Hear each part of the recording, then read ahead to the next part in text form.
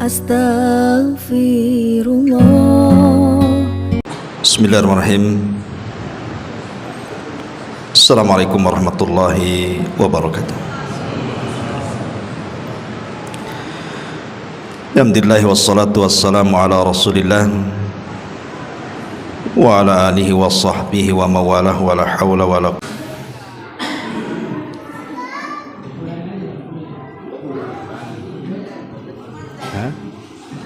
Alhamdulillah.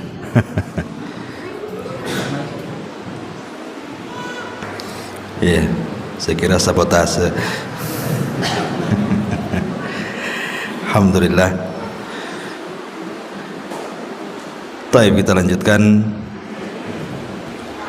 Kajian kita masih membahas kitab Syarhus Sunnah di Imami Ahli Sunnati wal Jamaah Al-Imam Al-Barbahari rahimahullahu ta'ala.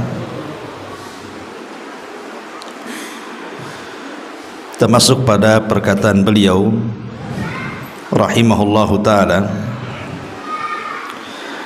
wala tafarruda bis salati ala ahadin illa Rasulullah sallallahu alaihi wasallam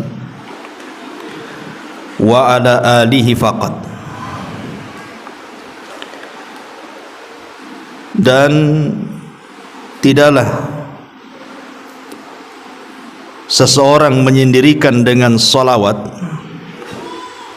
kepada salah seorang dan kepada keluarganya saja.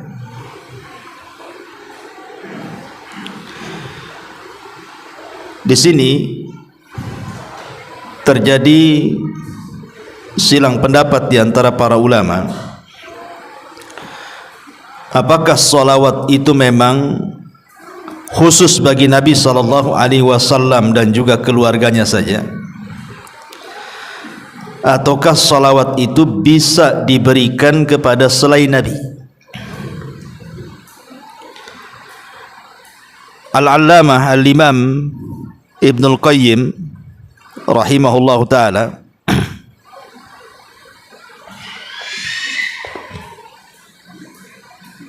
tes satu.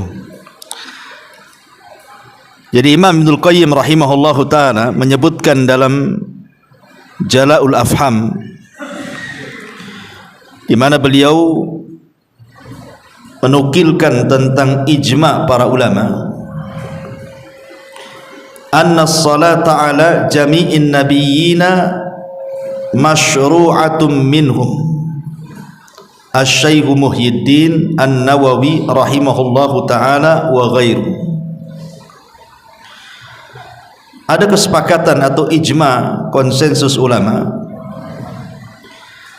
bahwa mengucapkan salawat kepada seluruh para nabi disyariatkan. Di antara yang berpendapat yang mensyariatkan adalah Al-Imam Muhyiddin atau dikenal dengan Al-Imam An-Nawawi rahimahullahu ta'ala dan yang lainnya. Tetapi ada riwayat Imam Malik bahwa tidak boleh bersalawat kecuali kepada Nabi saja. Imam Malik mengatakan tidak boleh bersalawat kecuali kepada Nabi saja. Inilah yang dikatakan oleh Imam Barbahari. Akan tetapi sebagian ulama mengatakan, seperti Syekh bin Baz rahimahullah ta'ala mengatakan, tidak mengapa seseorang itu bersalawat kepada selain Nabi, seperti mengatakan Allahumma salli ala ali fulan, Allahumma salli ala abi fulan. Kata beliau, la ba'sa, tidak mengapa. Akan tetapi jangan dijadikan syiar.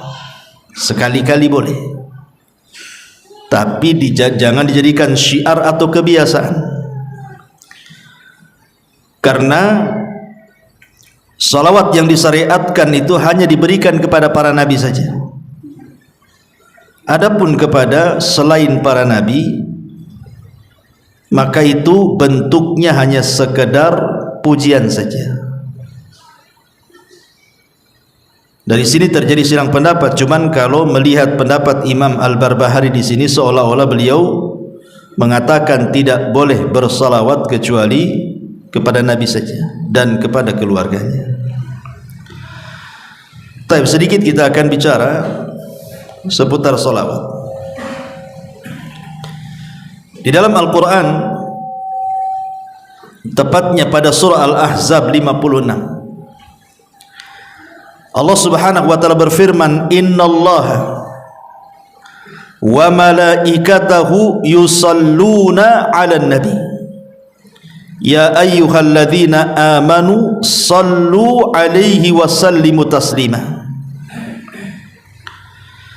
Sesungguhnya Allah Subhanahu wa taala dan para malaikatnya, mereka bersalawat atas Nabi. Wahai orang-orang yang beriman, bersalawatlah kalian kepada Nabi dan ucapkanlah salam kepadanya. Ketika sebagian para ulama bicara tentang keutamaan Nabi Adam alaihi salatu wassalam, di antara keistimewaan Nabi Adam adalah para malaikat sujud kepada Adam. Ketika Allah Subhanahu wa taala berfirman, "Wa idz qala rabbuka lil malaikati isjudu li Adam fasajadu illa iblis." Dan ketika Rabbmu berkata kepada para malaikat, sujudlah kalian kepada Adam, semua malaikat sujud kepada Adam. Maksudnya di sini sujud penghormatan, bukan sujud ibadah. Ada juga yang mengatakan bahwa sujudnya para malaikat kepada Adam itu bukan kepada jasadnya, tapi kepada ruhnya. Karena yang mulia pada jasad manusia itu bukan jasadnya, tapi ruhnya.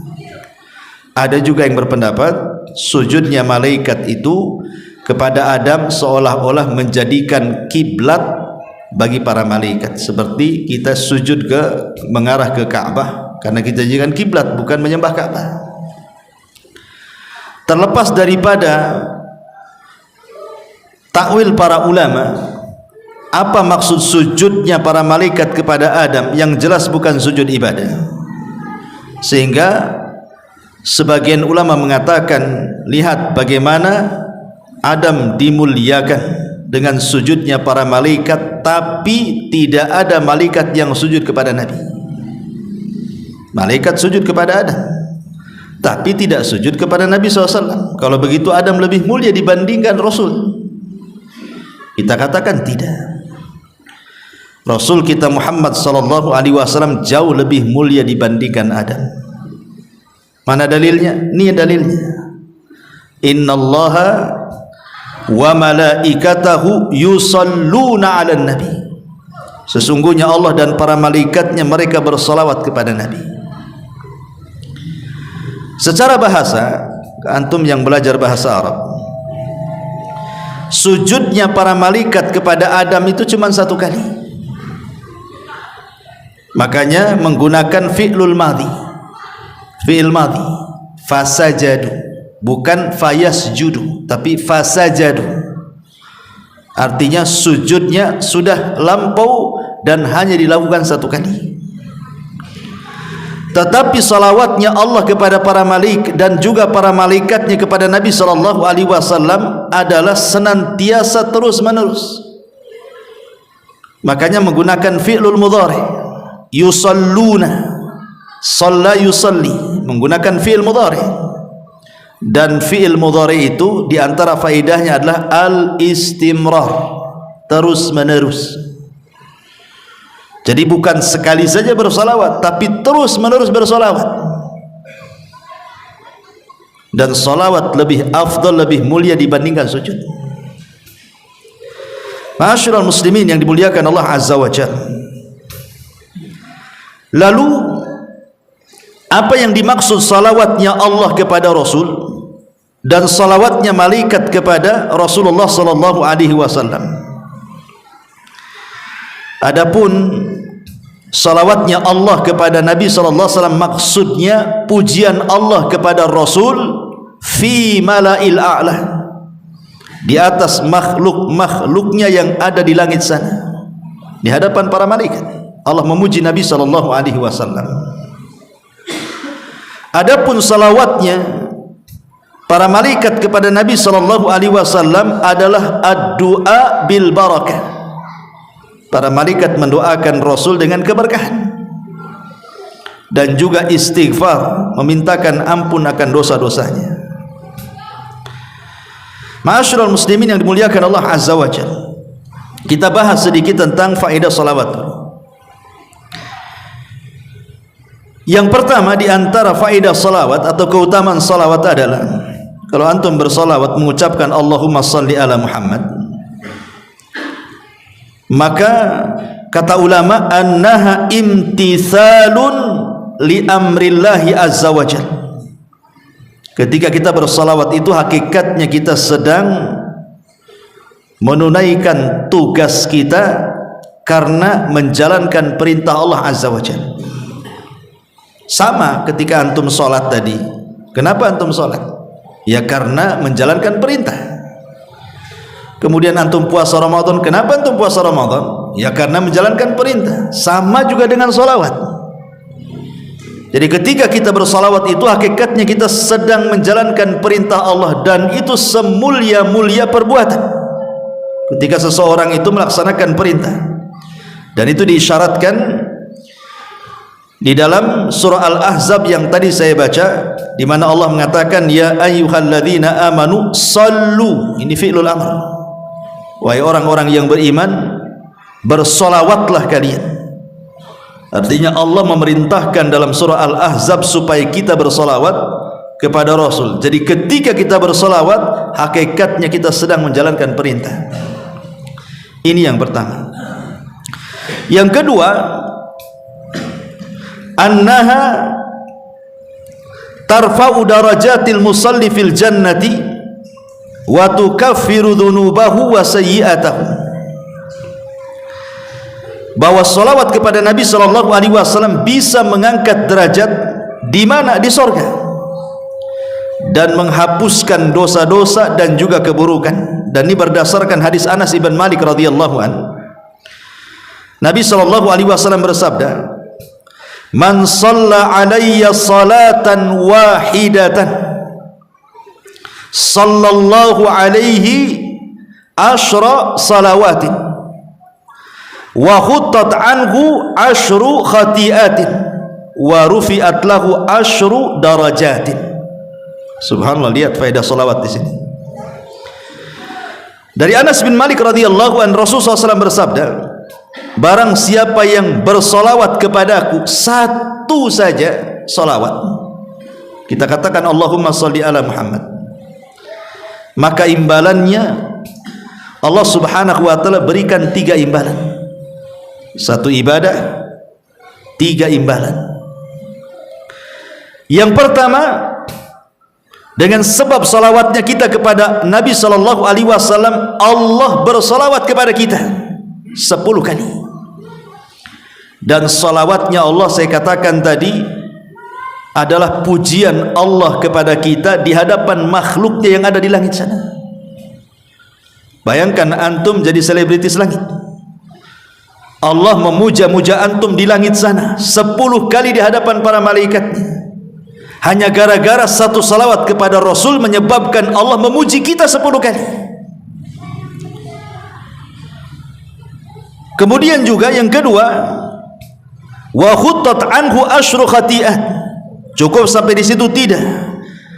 Dan akan dihapuskan darinya 10 kesalahan.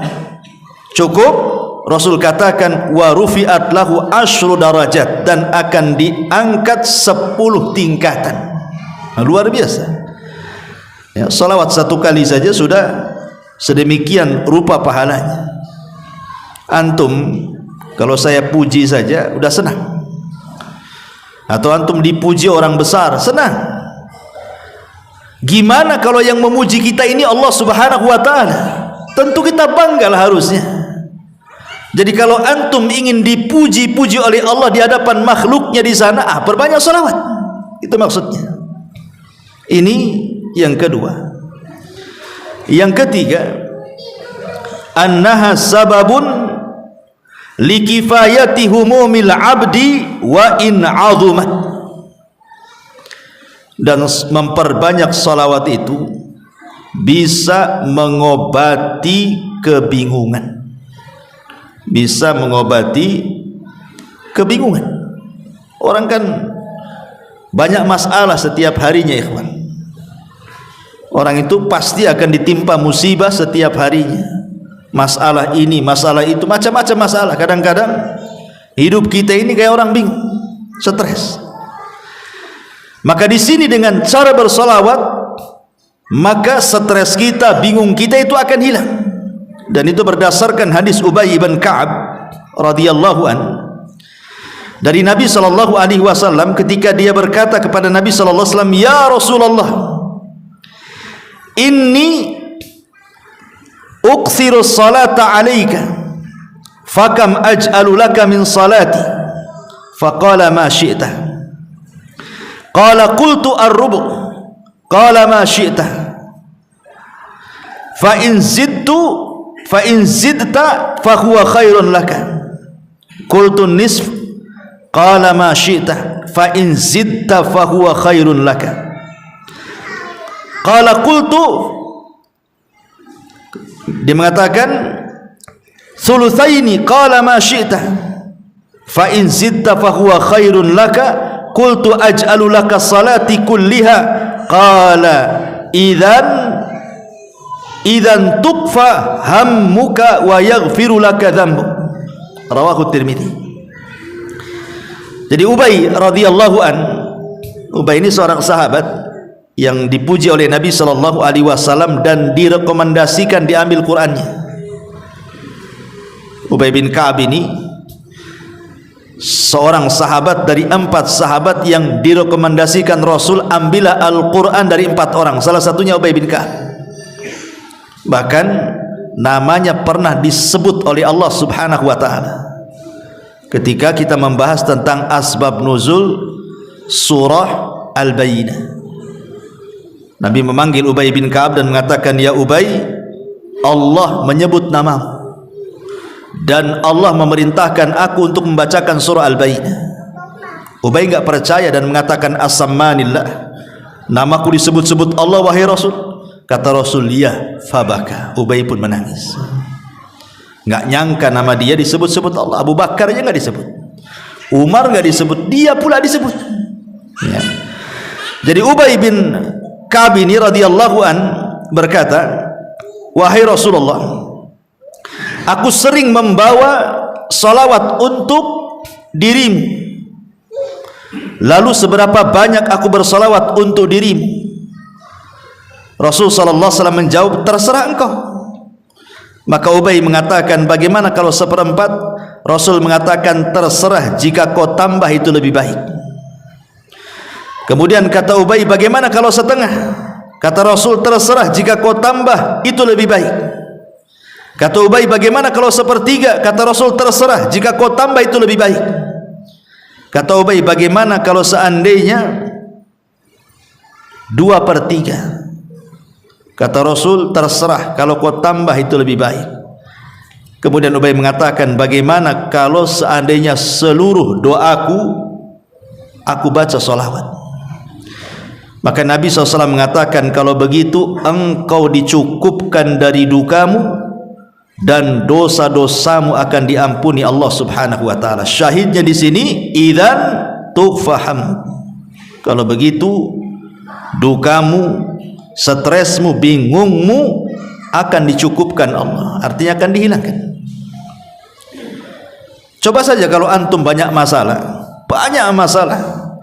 atau ada masalah yang antum tidak bisa keluar dari situ, kayaknya kiamat lah ini karena mungkin masalah yang terlalu berat. Coba perbanyak salawat saja pagi, siang, sore, insya Allah masalahnya akan diurai. Antum harus yakin dengan hadis ini. Antum enggak yakin itu kan enggak diamalkan masalahnya. Kalau stres malah tidur kan itu. Bangun tidur stres lagi lah. Itu ya. Taib. Kemudian yang nomor 4, bahwa salawat kepada Nabi sallallahu alaihi wasallam annaha dalla ala mahabbatihi sallallahu alaihi wasallam. Jadi dengan memperbanyak salawat kepada Nabi sallallahu alaihi wasallam menunjukkan bentuk kecintaan kita kepada Rasul. Ingat kata Imam Ghazali rahimahullah dalam kitabnya Ihya Ulumuddin, dia mengatakan man ahabba syai'an aktsara min dzikri. Kata Imam Ghazali, siapa yang mencintai sesuatu pasti dia akan banyak menyebut-nyebut sesuatu yang dicintainya itu. Pasti itu. Kalau antum suka sesuatu pasti akan disebut-sebut. Lah orang yang cinta kepada Nabi sallallahu alaihi wasallam maka dia akan menyebut-nyebut orang yang dicintainya. Seperti antum cinta istri antum, tak mungkin antum menyebut-nyebut istri tetangga pula. Marahlah istri antum. Ya. Maka kalau seseorang itu cinta dengan Nabi sallallahu alaihi wasallam, dalam kaidah Imam Ghazali, man ahabba syai'an aktsara min dzikri. Siapa yang mencintai sesuatu maka perbanyak menyebutnya. Maka seseorang yang memperbanyak salawat kepada Rasul itu tanda dia cinta dengan Nabi sallallahu alaihi wasallam. Sebab orang yang cinta itu kan senang, dan orang yang senang itu pasti akan menyebut-nyebut orang yang disenanginya. Makanya kisah Laila Majnun, si Majnun ini kalau datang malam hari dia senang dan menyebut-nyebut pacarnya. Kenapa?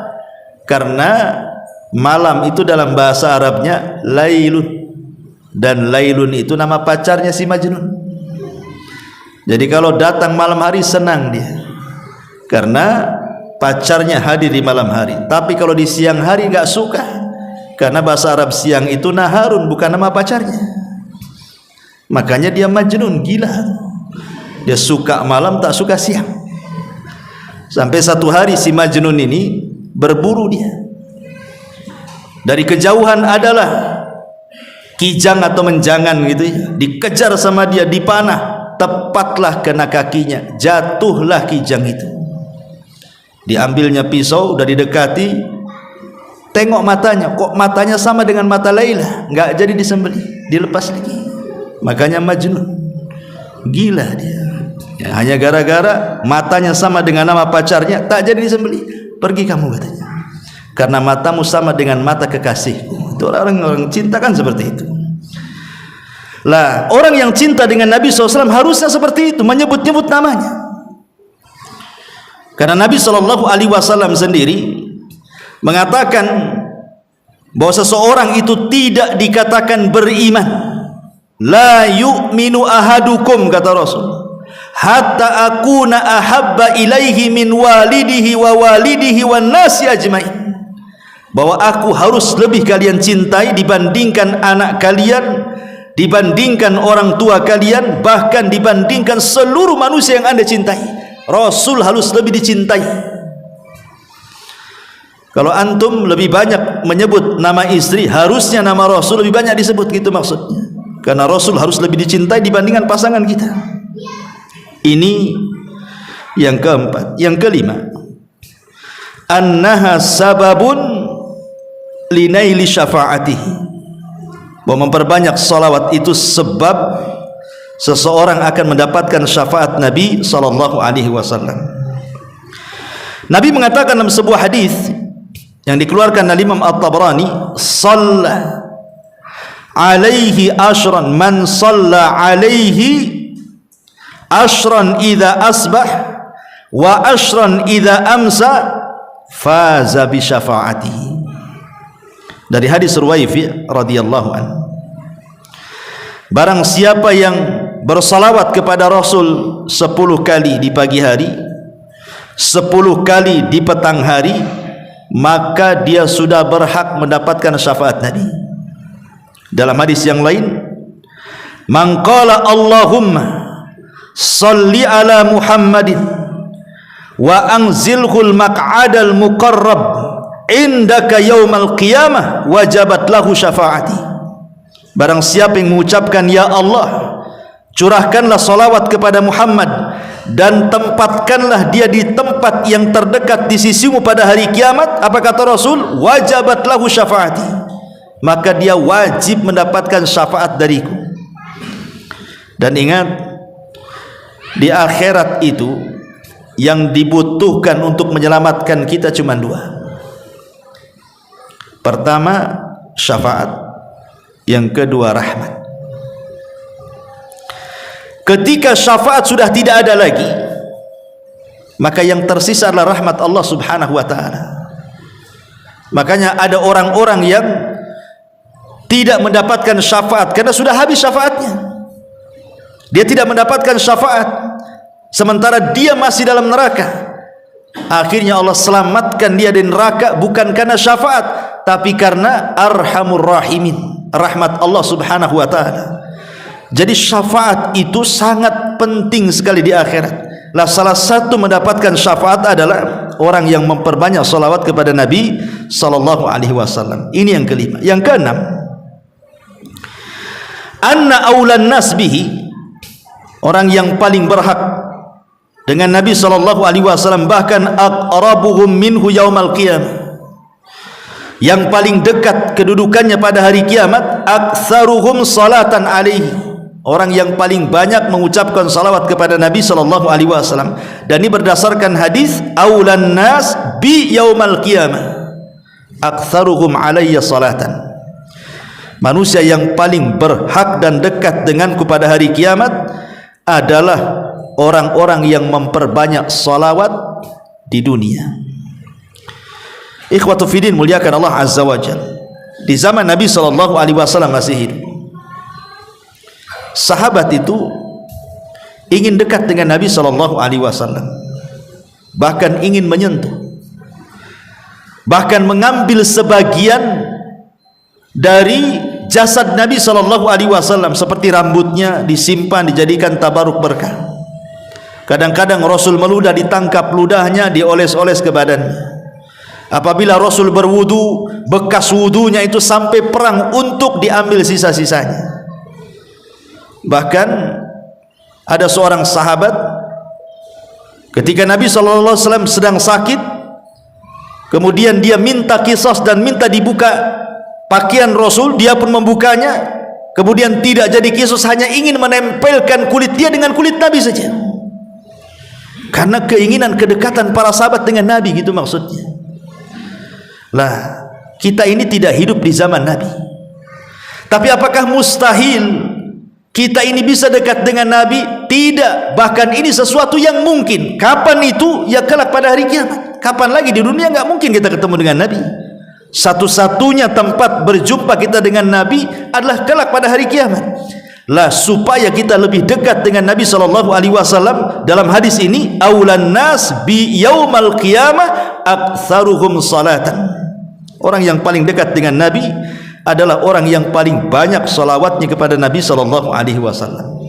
Ini yang nomor 5. Nomor 6, inna salatal abdi wa salamahu tu'radu ala nabihi fi qabri.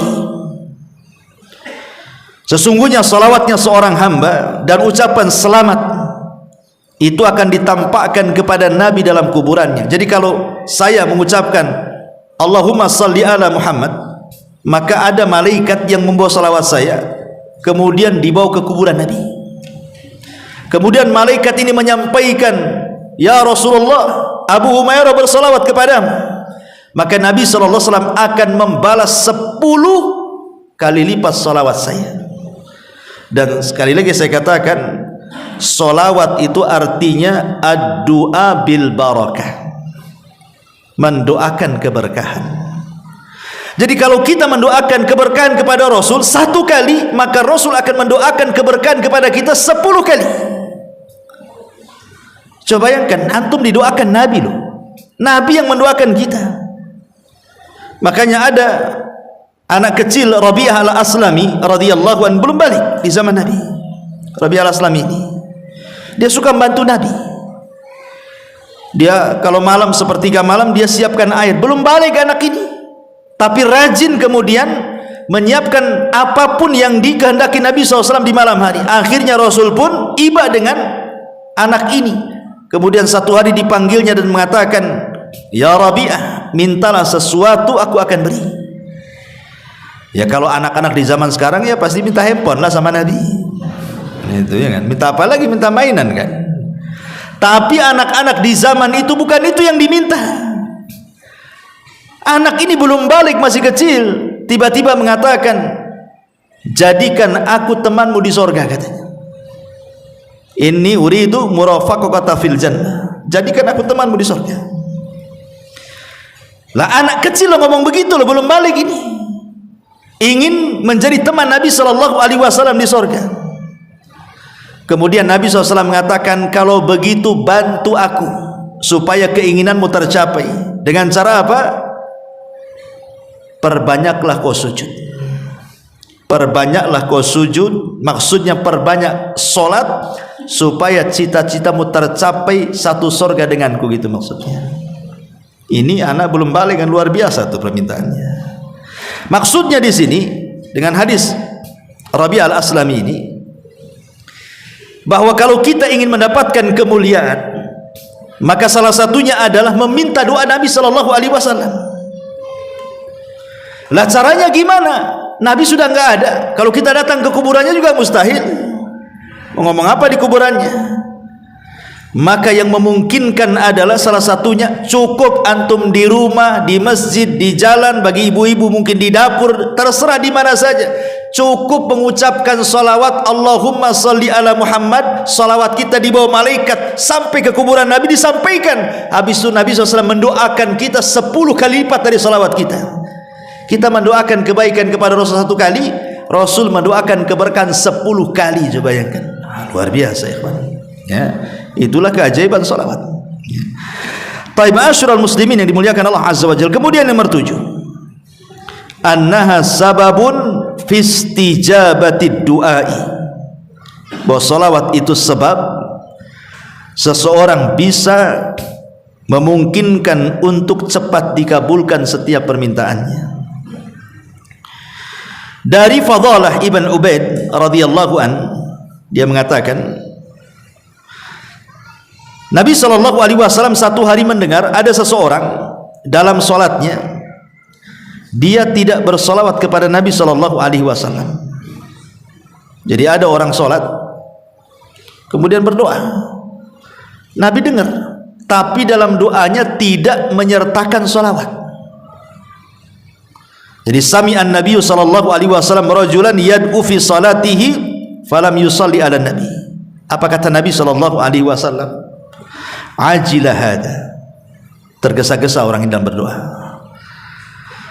Thumma da'ahu faqala lahu, kemudian Rasul memanggil laki-laki itu dan mengatakan kepadanya, idza shalla ahadukum falyabda bitahmidillahi wathana alaihi thumma liyusalli ala nabi sallallahu alaihi wasallam thumma la yad'u ba'du bima sya'a, kata Rasul. Sini, kalau engkau berdoa, 1, mulailah dengan pujian kepada Allah.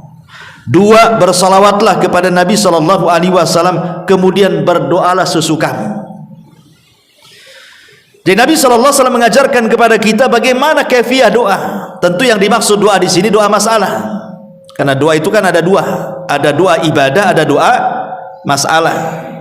Kalau doa ibadah itu ya doa rutinitas antum, doa mau tidur itu yang dibaca, besok itu lagi yang dibaca. Doa pada tidur itu juga yang dibaca, masuk WC itu juga yang dibaca, itu namanya doa ibadah. Doa yang dibaca secara rutinitas itu disebut doa ibadah ya. Dan setiap ibadah itu ada doa ibadah. Ketika antum sholat, ketika antum baca Quran, ketika antum puasa, di balik ibadah itu ada doa ibadah. Karena tujuan antum sholat supaya berdoa, sholatnya diterima kan itu, sholatnya berpahala. Tetapi yang dimaksud di sini adalah doaul masalah, doa ketika antum ada masalah, ketika usaha antum gulung tikar, ada masalah keluarga, ada masalah dengan anak, ada masalah dengan orang tua, ada masalah di kantor, macam-macam, itu namanya doa masalah. Lah itulah doa masalah. Kalau antum meminta ingin masalah-masalah antum dihilangkan saat berdoa itu, jangan tinggalkan 2 perkara: pujian kepada Allah, salawat kepada Rasulullah, baru meminta penyelesaian. Itu maksudnya ya. Ini Yang nomor 7. Nomor 8. Annaha min alamati tauqirihi sallallahu alaihi wasallam wa min dalailil iman. Jadi memperbanyak salawat itu tanda kita ini menghormati Nabi, memuliakan Nabi sallallahu alaihi wasallam, dan itu dalil dari keimanan kita kepada Nabi sallallahu alaihi wasallam. Berdasarkan surah Al-Fat ayat 9, litu'minu billahi wa rasulihi wa tu'azziruhu wa tuwaqqiruhu wa tusabbihuhu bukratan wa asila. Hendaklah kalian beriman dengan Allah, dengan Rasulnya, memuliakan, menghormati dan bertasbihlah di waktu pagi dan waktu petang. Kemudian yang nomor 10, annaha sababun li tayyibil majalis atau li tibil majalis wa alla ta'uda hasratan ala ahliha yaumal qiyamah. Dan salawat kepada Nabi itu untuk memperbaiki majelis, bahkan supaya majelis itu tidak menjadi kerugian kelak pada hari kiamat. Jadi kalau antum ngobrol, sebelum ngobrol entah ngobrol berdua atau bertiga di warung kopi gitu ya, atau antum mungkin ngobrol dengan tetangga di teras atau di manalah, maka jangan lupa selipkan sholawat. Allahumma sholli ala Muhammad, baru ngobrol ya. Karena begini, Nabi SAW mengatakan dalam sebuah hadis, Nabi SAW mengatakan, hadis dari Abi Hurairah radhiyallahu anhu yang disahihkan oleh Syekh Nasiruddin Al-Albani rahimahullah taala, ayyuma qaumin jalasu fa atalul julus thumma tafarraqu qabla an yadhkurullaha aw yusallu ala nabiyhi kanat alaihi tiratan minallahi azza wa jalla in syaa adzabahum wa in syaa ghafara lahum. Tidaklah sekelompok orang duduk-duduk di satu majelis, kemudian mereka bangkit dari majelis tersebut tidak berzikir kepada Allah, tidak membaca salawat kepada Nabi sallallahu alaihi wasallam, melainkan majelis itu adalah majelis yang cacat dan kerugian pada hari kiamat. Kalau Allah mau, Allah akan azab gara-gara majelis itu, dan kalau Allah mau, Allah ampuni gara-gara majelis itu.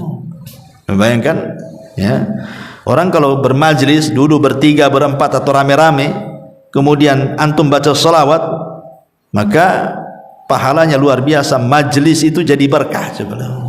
Majlis yang tidak berkah jadi berkah. Itu kan kebaikan luar biasa. Kemudian yang nomor 11, annaha sababun lisabati ala sirat. Memperbanyak salawat adalah sebab seseorang itu akan mampu menyeberangi titian siratal mustaqim. Dalam hadis yang panjang kata Nabi SAW, wa ra'aitu rajulan min ummati yazhafu ala sirat yahbu ahyanan wa yata'allak ahyanan faja'athu salatuhu alayya fa aqamathu ala qadamaihi wa anqadathu. Kata Nabi SAW, aku melihat orang yang sedang melewati titian itu, terkadang dia jatuh, terkadang terbangun, jatuh lagi, terbangun lagi. Tiba-tiba datang solawatnya. Ketika di dunia banyak bersolawat, nanti solawat itu akan datang pada hari kiamat dan akan berdirikan kita. Ketika jatuh, dia yang akan memapah kita dan akan menyelamatkan kita dari titian siratal mustaqim. Fa'anqadathu, solawat itu akan menyelamatkan kita dan akan melalukan kita dari titian siratal mustaqim. Subhanallah, luar biasa. Ingat, 3 tempat orang itu tidak akan bicara pada hari kiamat. Kenapa? Karena orang itu sibuk masing-masing, tidak mungkin ingat orang lain. Kata Aisyah radhiyallahu anha, ketika Nabi SAW berada di pangkuan pahanya kemudian tertidur, Aisyah menatap wajah Nabi. Ketika ditatapnya, tiba-tiba Aisyah menangis. Tetesan air matanya menetes persis di pipi Nabi. Sontak Nabi bangun, duduk, ditatapnya Aisyah, kemudian mengatakan, ya Aisyah, lima tabki wa lima dum, kenapa kau menangis dan apa itu air mata yang kau lelehkan dari pipimu? Maka Aisyah radhiyallahu anha mengatakan, ya Rasulullah, tadzakartu yaumal qiyamah. Rasul, ketika aku melihat wajahmu, aku teringat hari kiamat. hal tadhkuru bi ahlika yaumal qiyamah, masih ingatkah engkau wahai Rasul kelak pada hari kiamat dengan istrimu, dengan keluargamu, ataukah sudah lupa dengan kami semuanya?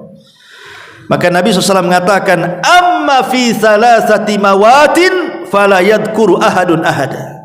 Adapun di 3 tempat orang tidak mungkin ingat siapapun. Kemudian Nabi SAW mengatakan, 1 di tempat penyeberangan, titian Siratal Mustaqim, orang tidak akan ingat siapapun. Yang diingatnya bagaimana caranya dia bisa nyeberang dari situ. Yang kedua, inda tatayur suhuf, ketika lembaran diterbangkan, orang tidak akan ingat siapapun sampai dia mampu mengambil catatannya dengan tangan kanannya dan tidak dengan tangan kirinya. Kemudian yang ketiga, indal mawazin, saat di tempat penimbangan amal, orang tidak akan ingat siapapun sampai betul-betul kebaikannya lebih berat dibandingkan keburukannya. Artinya bahwa ketika seseorang tidak ingat apapun saat menyeberang titian Siratal Mustaqim, berarti kondisi menyeberang itu sangat menakutkan karena fokus dia, nggak ingat siapapun. Makanya Nabi SAW ketika menyeberang titian itu, beliau berdiri di ujung titian. Setiap ada umatnya yang lewat, dia mengatakan, Rabbi salim salim, ya Rabb selamatkan dia, selamatkan dia. Karena hari itu tidak ada yang bicara kecuali Nabi. Nah, salah satu yang bisa menetapkan perjalanan kita di titian itu adalah dengan memperbanyak salawat kepada Nabi SAW. Kemudian yang nomor 12, annallaha yukhrijul musalli ala nabihi minadh dhulumati ilan nur, bahwa dengan memperbanyak salawat kepada Nabi sama dengan Anda dikeluarkan dari kegelapan menuju cahaya. Dan itu berdasarkan firman Allah Azza wa Jalla, huwallazi yusalli alaikum wa malaikatahu liyukhrijakum minadh dhulumati ilan nur. Dialah yang bersalawat kepada kalian dan para malaikatnya untuk mengeluarkan kalian dari kegelapan menuju cahaya. Maksudnya dari kesesatan kepada petunjuk, ya, dari tidak tahu menau, kejahilan kepada ilmu. Jadi memperbanyak salawat itu mencerdaskan, ya.